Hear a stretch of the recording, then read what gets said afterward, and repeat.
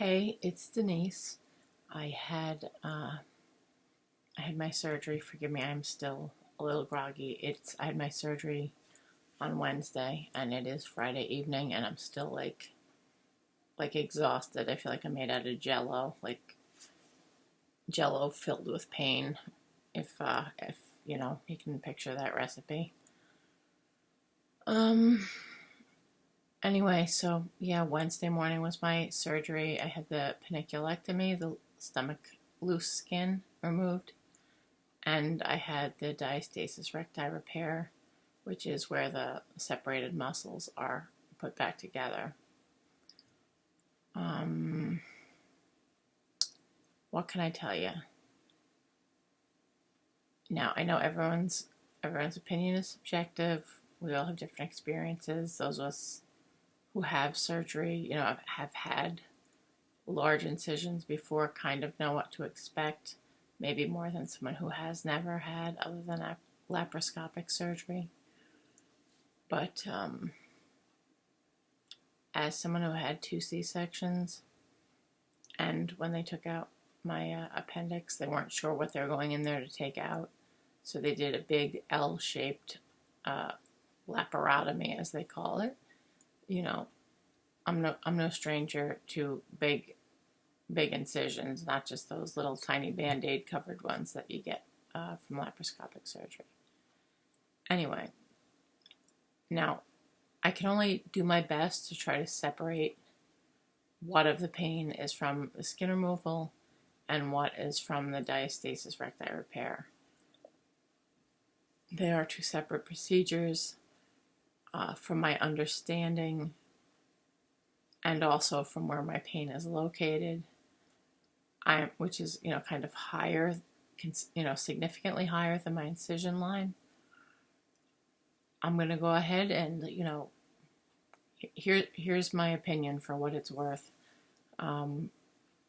The actual skin removal surgery is not as bad as a C-section. They're not cutting so deep. They're not cutting open your uterus. So in that way, even though there is, if you've watched videos of this surgery, it's like, you feel like, oh dear God, how can they do that to someone? They live through it the way that, they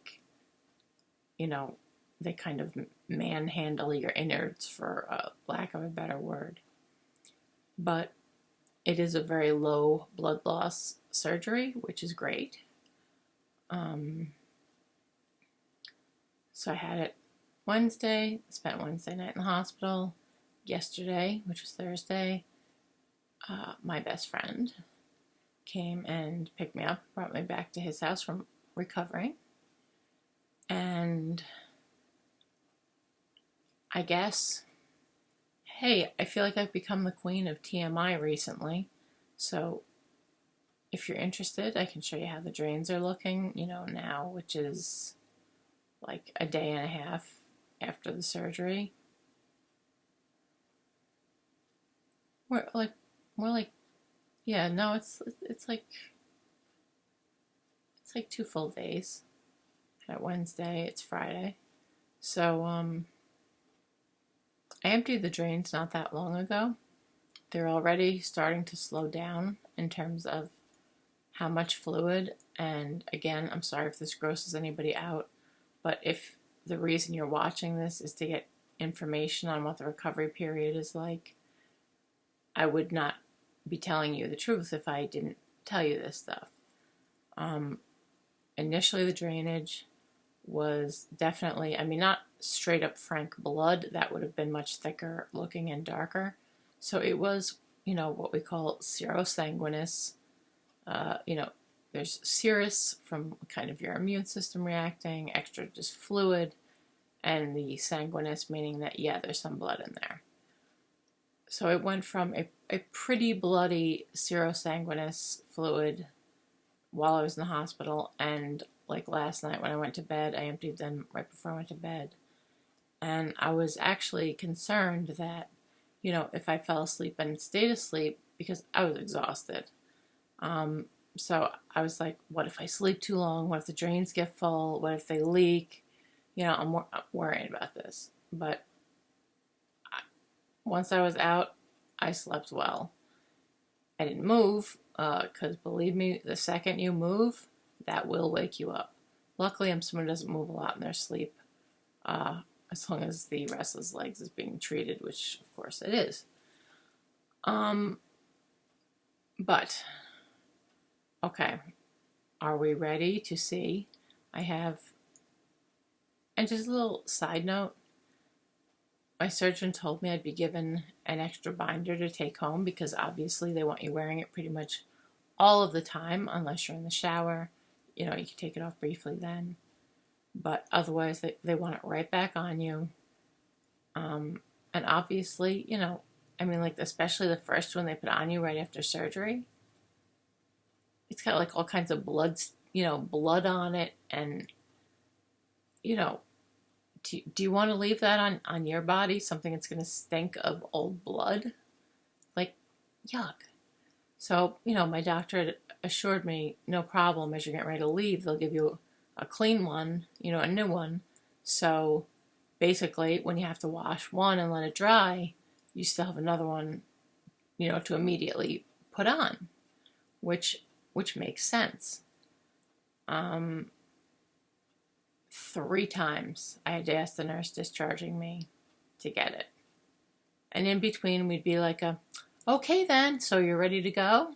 And each time I would answer something to the effect of, as soon as I get that abdominal binder that I was told I would be receiving, I'll be ready to go. And then we'd talk about something else for a minute. And it'd be like, so, any other questions? You ready to go? I felt like, is this some kind of joke? You know, I just feel like saying, my ass isn't leaving this bed until you get me the binder that I'm going to need at home. And then my surgeon specifically said I would be given. 3 times we had to play this game before she finally went and got one. We're not talking some big, fancy, expensive piece of equipment. We're talking it's a 12-inch, size medium large, in case anyone's curious. It's basically like a really tough stretchy. I can't really pull, but it's like a tough stretchy so that you can get compression. That, you know, when you wake up after the surgery, they will already have one on you. It's got a Velcro end. Once you have your surgery in your home, you know, you're the one taking that off, like, just so you can shower, and then putting it back on. Honestly, I found it impossible to get it adequately tight by myself. I'm fortunate that, you know, I've mentioned I'm at my friend Sal's house. He and I have been friends for 26 years. So I did not feel embarrassed or uncomfortable asking him to help me to make sure that the binder was on snug enough, because otherwise what's the point? You know, it's there to be providing compression. And I just really couldn't seem to get it evenly lined up, get it tight across. I just could not get it on right by myself. I did need someone else to help me do that. Okay, I'm going to show you, you know, not the actual holes where the drains are coming out of my body or anything. That's all covered with bandages. But just so you see what the drains look like if you haven't seen them before. And just to show you, you know, how easy it is to take care of them, because I was a little concerned about that. I've never had to go home from surgeries with drains still in place. So I was, you know, not like horrified or anything, but a little concerned because I've never had to take care of that myself. I mean, I've done it on other people, but, you know, trying to do something to yourself is harder, you know. So, if you're ready, and again, please, no judgment. It's a person feels vulnerable enough making a video where they show you parts of them that don't look great. So I would appreciate that you understand that I am doing this to try to help educate people who are maybe going to have the procedure, maybe help them be prepared if they're nervous, you know, to see that the drains and how you take care of them isn't a big deal. So I don't need to hear that I should have lost more weight or I should have lost less weight or any commentary on, my bright pink underwear. Please, I'm not doing this to be a fashion show. I'm doing it to try to help people who, just like I looked at a bunch of videos before my surgery. I think a lot of us, you kind of binge on whatever the surgery is you're having, because you want to have an idea of other people's experience. So, if someone is watching this because they want to know what it's like what is the first day or two after the surgery like, I really can't tell them that without talking about the drains. And I think when someone sees them, they'll realize it's really not that scary. So deal with the unflattering view of my torso for a moment. You will see that I have the clean binder on, underneath which there is, at this point, no more gauze or dressing or anything. My incision is purely just covered with lots and lots of steri strips, which, if you've had them before, over their own time, over the course of a week or so, they usually will just start getting loose and falling off, and you just kind of let them do their own thing. Personally, I admit, not with this surgery, because I'm not touching them. But in the past, I've been bad and just been all of them have fallen off except this one that's just sticking there. And have I ripped one off? Yes, I have. It's a bad idea. Don't do it. Don't do it. So, okay. Now, another thing, when you go to, again, I had both surgeries. You may not be having so much of the upper abdominal pain if you're just having a loose skin removal surgery. So don't think that because it's so awkward for me to move, that doesn't necessarily mean that your experience will be as painful. Hopefully yours will be less. If you already had it, hopefully it went smoothly. As far as I'm concerned, yeah, it hurts, but I had 2 major procedures done at the same time. So it's gonna hurt. But if you lean forward, then stand up like you're 500 years old. Let's do that. Oh dear God, I can't move any faster than that. Look, I'm doing another one of my headless videos. Okay, so, all right, family friendly here. Full coverage bra. Ain't nothing gonna accidentally show that shouldn't be showing. I'm definitely retaining fluid because when I went to put my bra on, I could barely get hooked. Now, I was wearing it on the, it has, 4. I was wearing it, the second one from the tightest, when I went to the hospital. And now I have to wear it on the loosest, and even that is a little bit of a stretch. So obviously some swelling is going on, or fluid retention might be more accurate to say, because my face and neck are round, my ankles, the definition you usually see around your ankle bones, it's gone. So I know I'm holding fluid.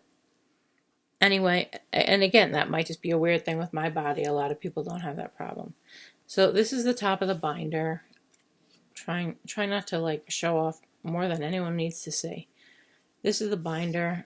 You just kind of wrap it. You lay down on it and kind of pull it. And the hard part is you need to keep, here's the seam. The Velcro's on the underside of this piece.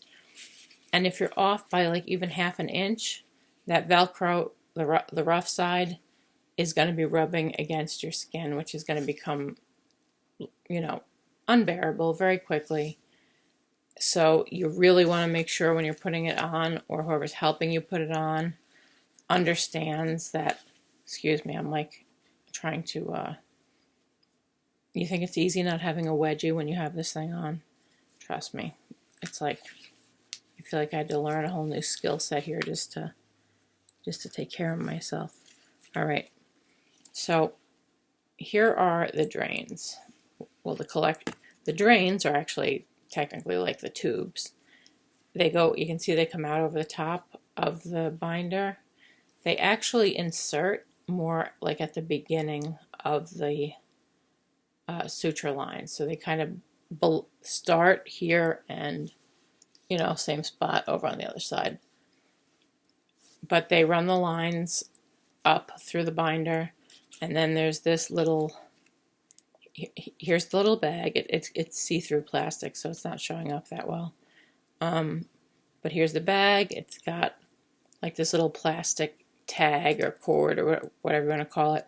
And they have just a safety pin holding it onto the binder, because otherwise this is sutured to your skin. And you wouldn't want this to fall and rip out the sutures, which first of all I imagine would hurt a lot. Secondly, you're going to need to be seen immediately to have it dealt with. If your drains were not near ready to come out, they probably have to put one back in.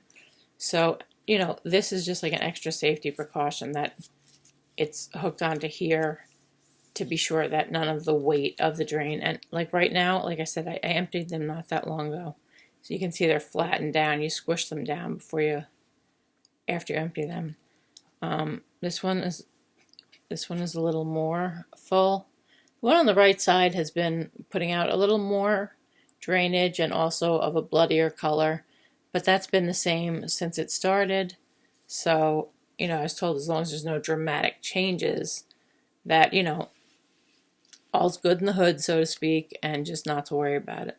So maybe 2 or 3 times a day, depending on how much fluid is in them. And again, I'm just if I'm holding it at a total angle, you really can't get a picture of what I'm showing you.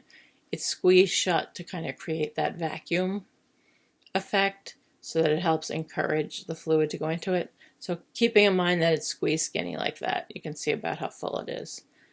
So I'll empty this before I go to bed. This side from the beginning has been less drainage, and very quickly, this just looks like pretty much serous drainage to me. It almost just looks like the color of urine. You don't really see the color of blood at all. So I'm taking that as a good sign. The fact that there's, no blood pooling near that drain, I think has to be a good thing. Okay, not making you look at any more of this, and there we go. I can sit back down. So what would I tell someone who's having this done? For starters, you need to have a real conversation with your doctor about pain relief while you're in the hospital and once you get sent home. That was one thing that I couldn't believe, that they think you can have 2 major surgeries done on the same day and that they're going to handle your pain with Tylenol. Yeah, Tylenol. Honestly, now my doctor had said in the office something like, oh, most of my patients go home on Tylenol. Usually by the time they're going home, the pain isn't bad.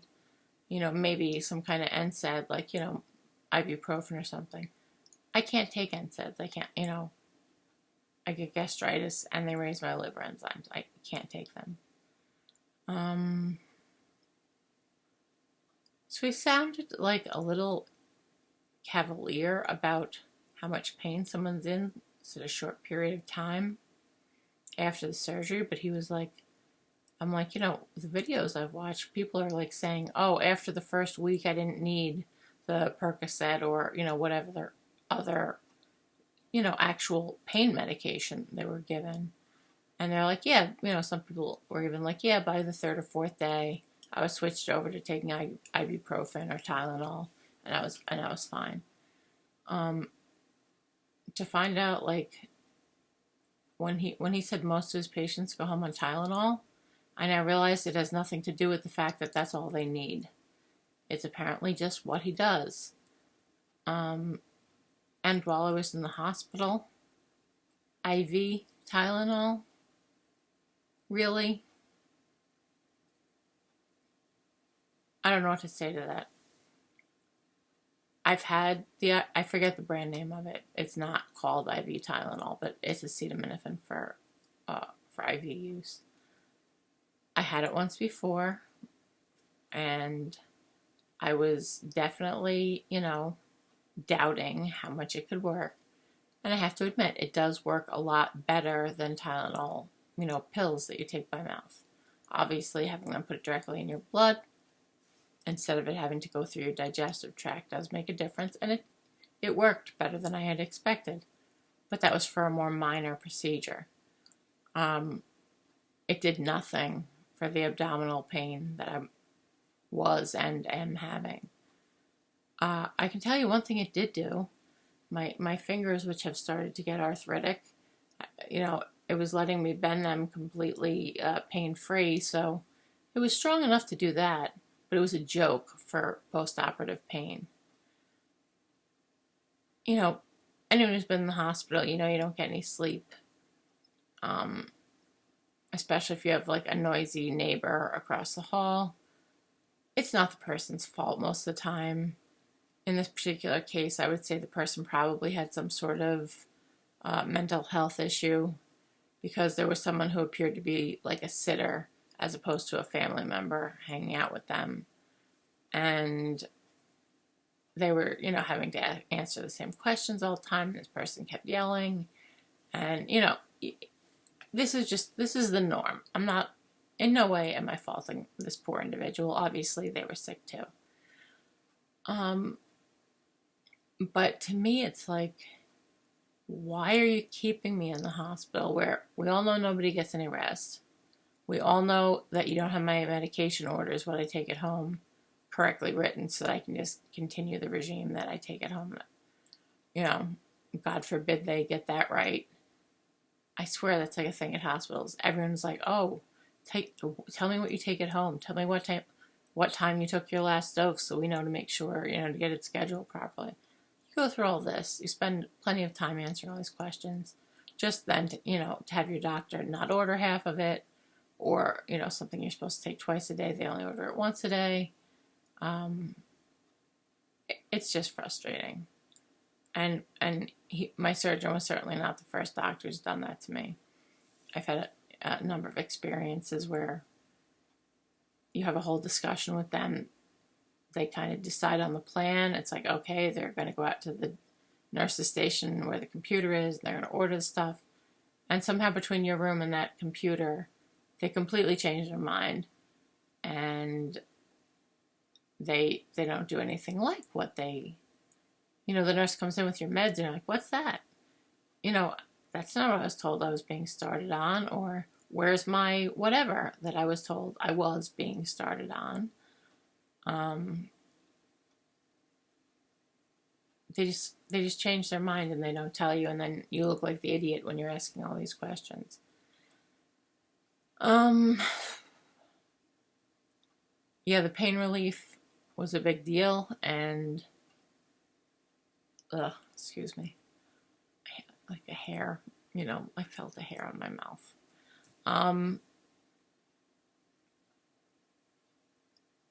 I utilized non-standard means of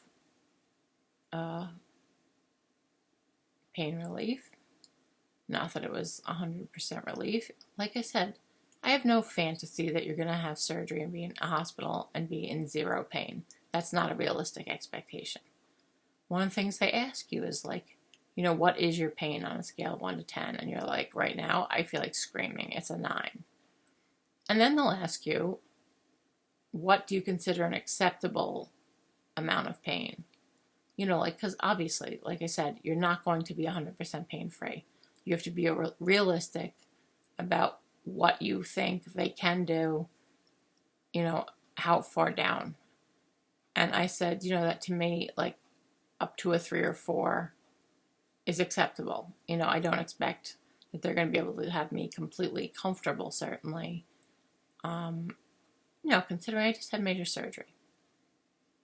But when the tap block that they give, the anesthesiologist gives it during the procedure, numbs a good amount of your insides where the surgery was done.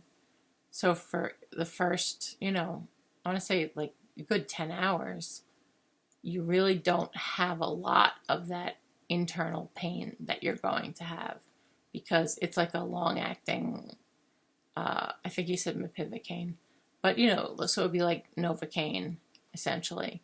It's keeping that whole area just sort of numb, which is great. The problem is when it wears off in the evening and all of a sudden you're like, oh my God, this hurts. This really hurts. And they call your doctor because you have nothing but Tylenol ordered. Fancy IV Tylenol, which we know helps arthritis pain, does not help with this kind of pain. I was like, please call him, let him know. The Tylenol is not working. The pain is just getting worse and worse. And, I really need him to order something. I want to get some rest tonight. Of course, you get interrupted during the night, but I at least want to catch some cat naps. Like, I'm exhausted, And when the nurse came back, she was carrying a hot pack. I shit you not. He refused to order any sort of actual pain medication that would be appropriate to this level of pain. And he told her to give me a hot pack. And I was like, I kind of sat it on my stomach for a minute, which did not feel good. And I laughed. I was like, is this really supposed to make me feel better, or is it basically just supposed to be a distraction? And she kind of laughed back. She was like, probably more a distraction. I ended up putting it behind my neck, which was kind of stiff, and just, used it as like a heating pad there. But yeah, that is something, like I said, today is Friday evening. Monday, I have my follow-up appointment, my first post-op appointment with my surgeon. And I'm going to be straight up with him. He's telling me people don't need more than Tylenol. That's just a flat out lie.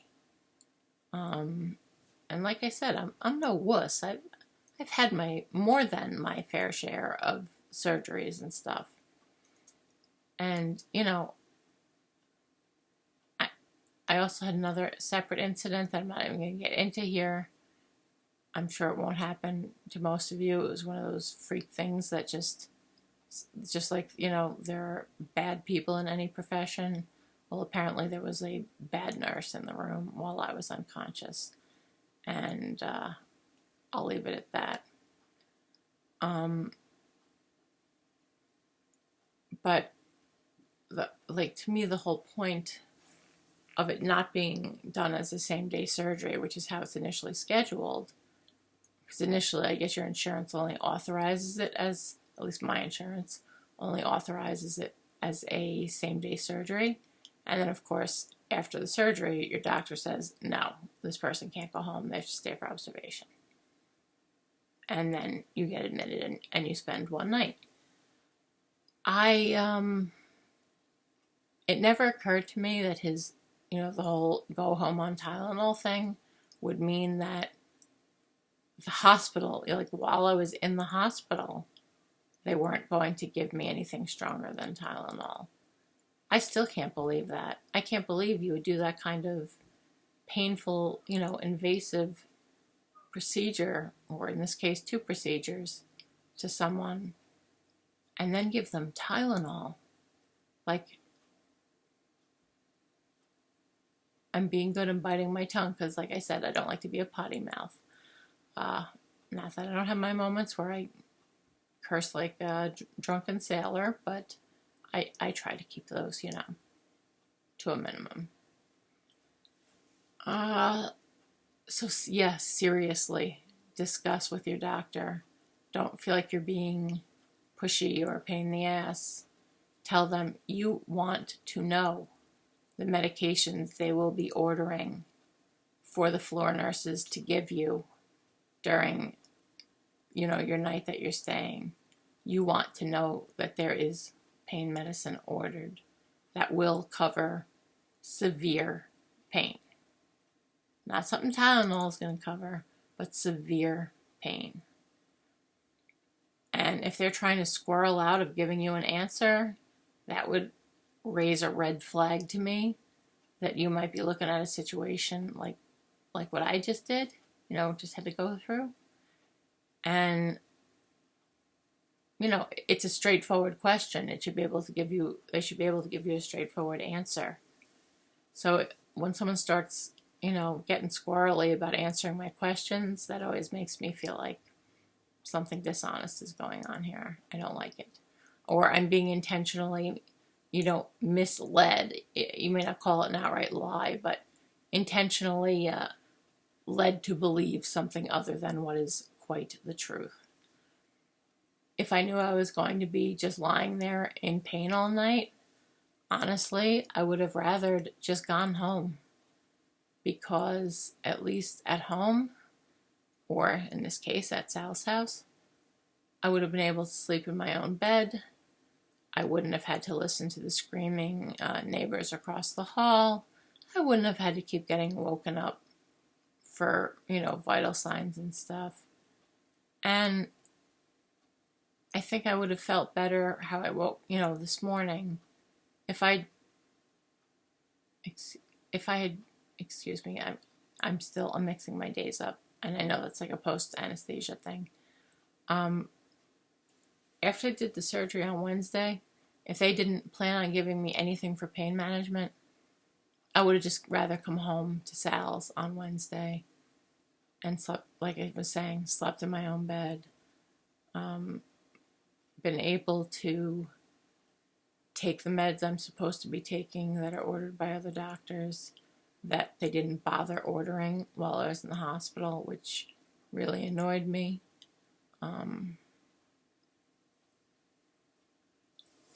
What else?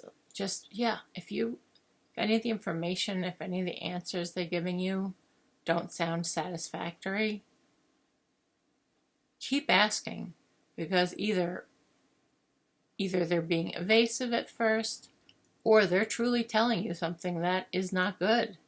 And in either case, it warrants further discussion at the very least. And then you have to decide, do I really want to have major surgery done by a doctor who thinks you only need Tylenol afterwards? I wouldn't want to do it again. And like I said, I had pain medication left over from back when my primary doctor used to be able to prescribe it.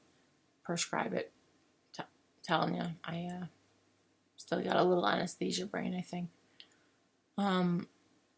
So, my doctor stopped being able to prescribe it back, I think, in August. This just shows you what a big drug addict I am, the fact that he prescribed them in August, and it's February, and I still have them. I still have some left. If I didn't have those, I can't even imagine. I don't even want to imagine how much more pain I would have been in, both in the hospital. And I didn't start to take it until after that, phone call and the tap block's not working and the pain is terrible, and being offered the hot pack.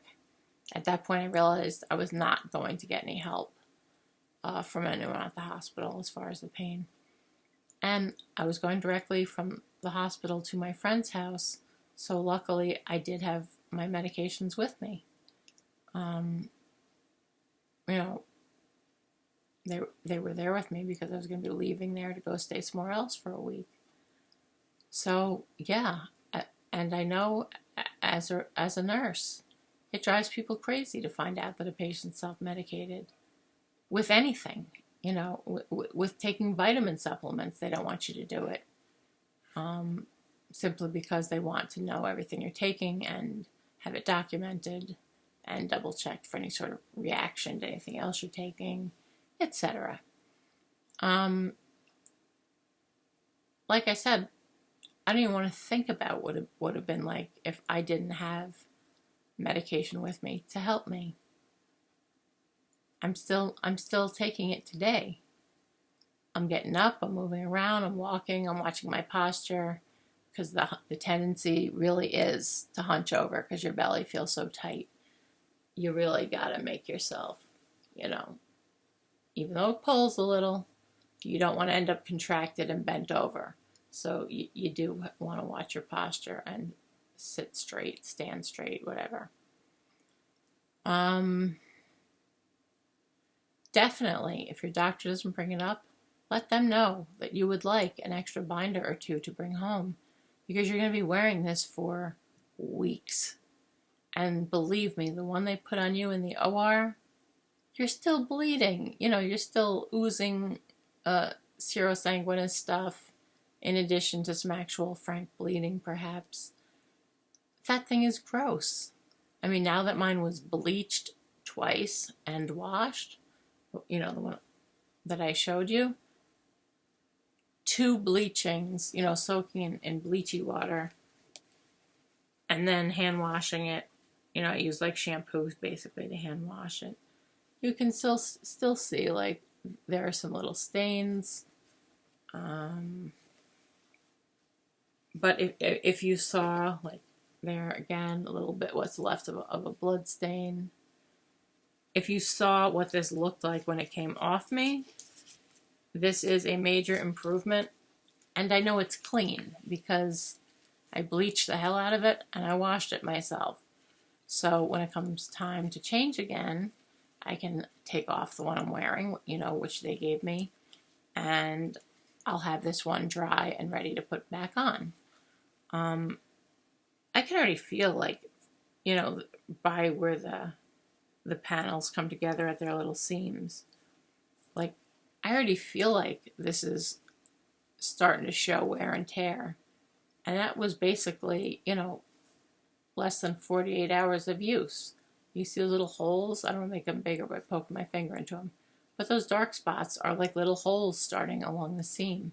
So I don't get the impression these things last very long.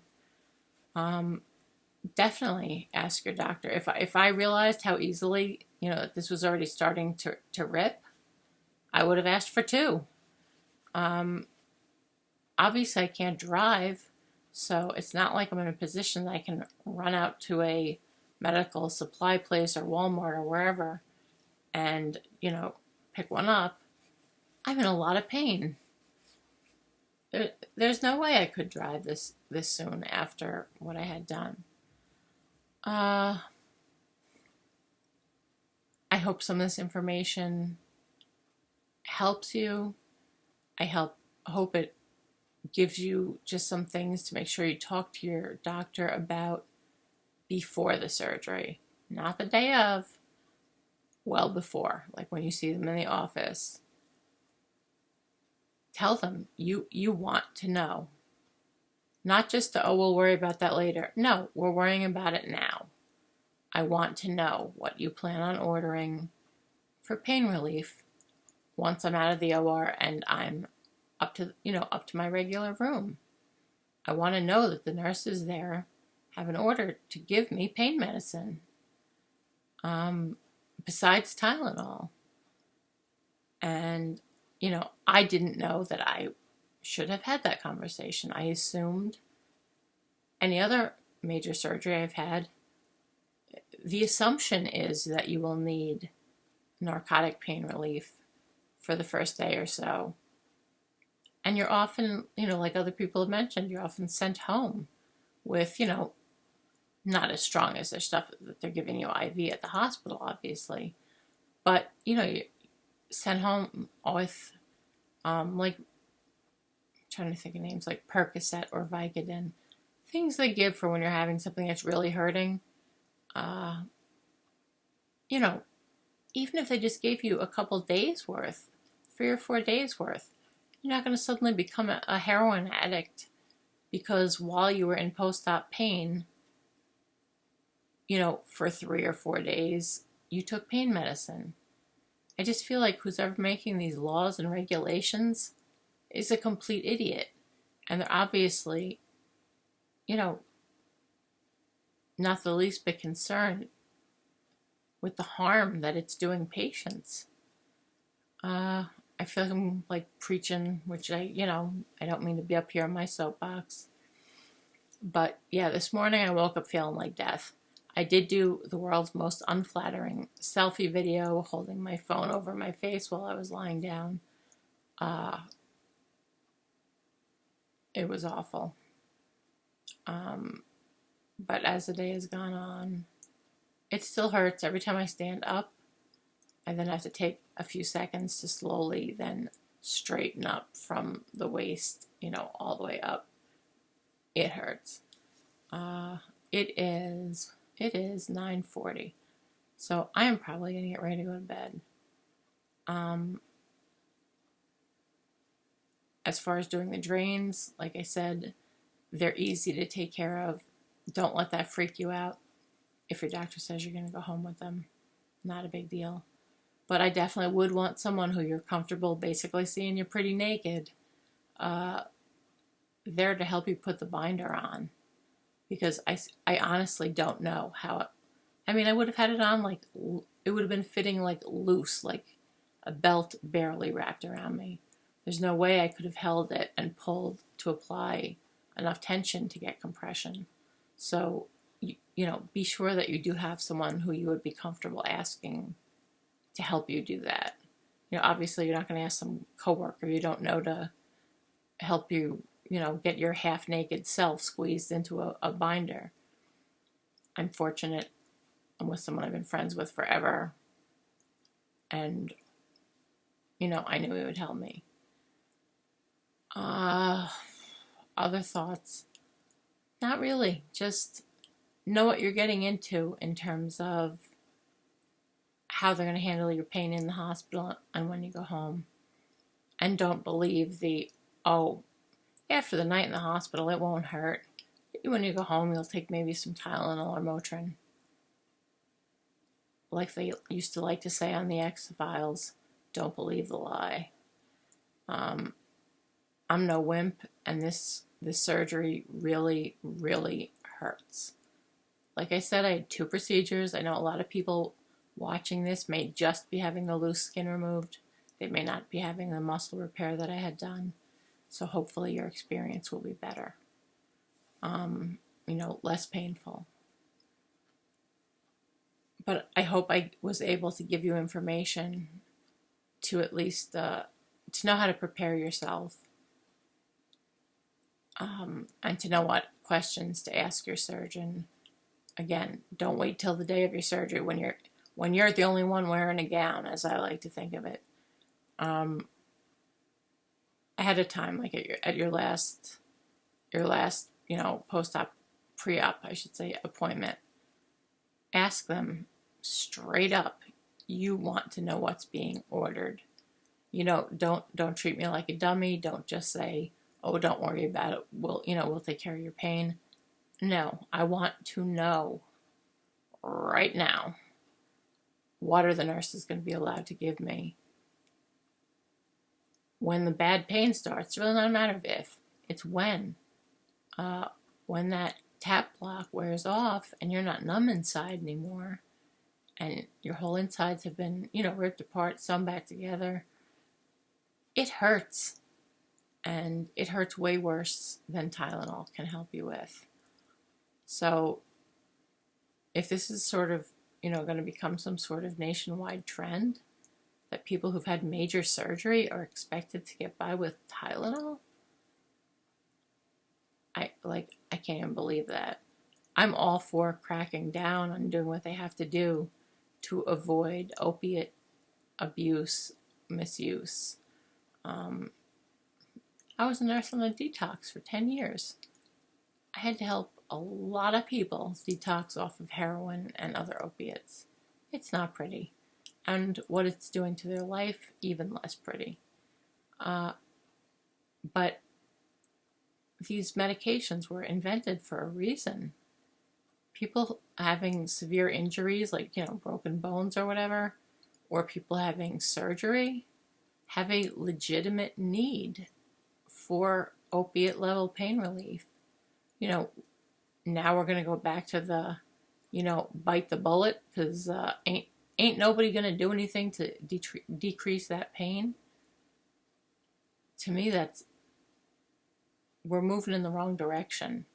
Yes, we need to combat, especially, young people experimenting with drugs.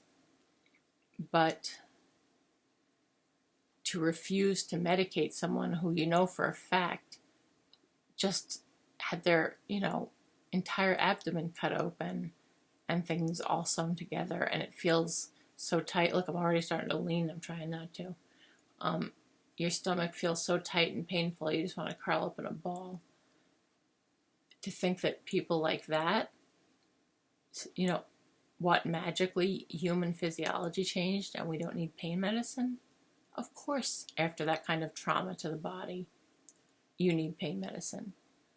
So make sure you have a doctor who plans on giving it to you, because it never crossed my mind that my doctor would not give me anything but Tylenol after major surgery. And I have to say, I was very unpleasantly surprised to find that out, because otherwise I am very, very happy with my surgeon. But if I had to have another large incision type procedure for any reason, if I had a complication or something happen that they needed to do more surgery, I don't think I would want him to do it if he's not going to handle the pain that his work is causing. I consider it part of his job. If he's the one doing the surgery, he knows how roughed up your innards got, and I think he needs to order adequate pain relief. Okay. I know like 10 minutes ago I said I'd stop preaching. But again, we all have to advocate for ourselves, people. Anytime I'm in the hospital, it just seems like it gets worse in terms of, did anyone come in and say, hey, can I get you a basin of water and a washcloth? Maybe you want to, just wash up a little bit. No, nobody did that. Did anyone really,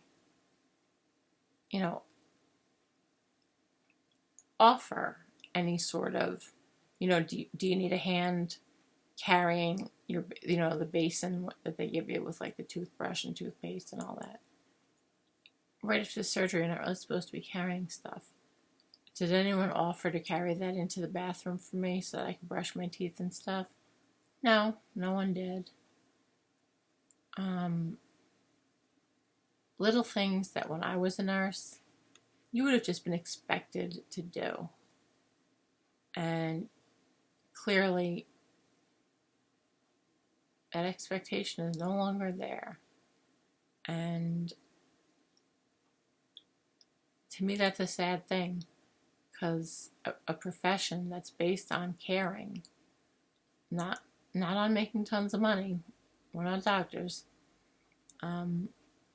But, a profession that to me is honorable, that allows you to truly help people at a time where, whether it's a mental illness, an injury, a physical illness, surgery, whatever, you have the opportunity to be there and to help take that stressful, uncomfortable experience and to make it as tolerable as possible for them.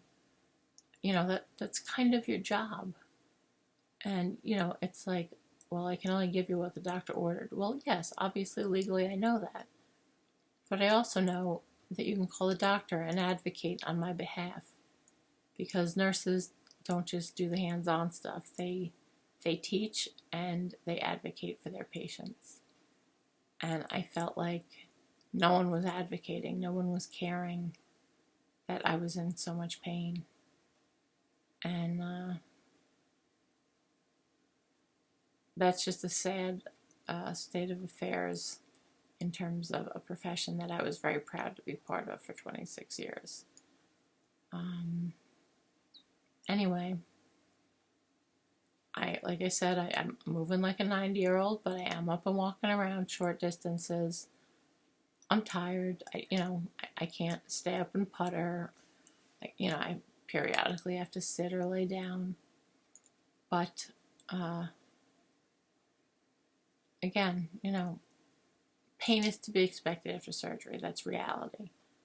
But there's a whole point in them knowing what you consider acceptable. And like I said, up to me, 4, which is, yeah, it sucks kind of pain. I would consider it totally acceptable for them to keep it at a 4 after a major surgical procedure. But to leave you, no one should be left suffering.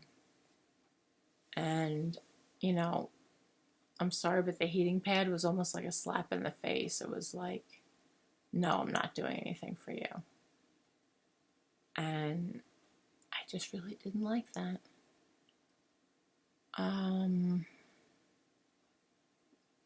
I hope this inspired you or educated you or armed you with information or whatever it is that you might have taken from this video.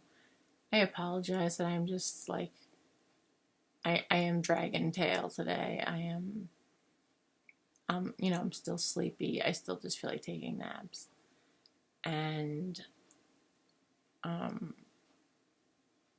I realize also my upper eyelids are totally retaining fluid. You could like lose a finger in there. This morning when I tried opening my eyes, to me, my eyes are feeling fully open. I'm using the muscles used to open your eyes, but they looked like they were closed. I was even like raising my eyebrows up, trying to get my eyes open, and it wasn't working because my face was so puffy. I don't know why. Whenever they give me IV antibiotics, I seem to retain them. And then it'll take a few days before that kind of goes away completely. Thank you for watching. Thank you for caring. Thank you for following me on this weight loss journey, which I'm hoping this was the last step of. Obviously, I have to get my drains removed, but that's a very minor thing. And if you're just starting your journey or you're somewhere else along the way, I hope it's going well. And please subscribe so you can check out some of my other videos. And give me a thumbs up. Give me a like. It is appreciated. And, as is your time that you spent watching. Thank you, and have a great day, evening, weekend, whatever you might be having.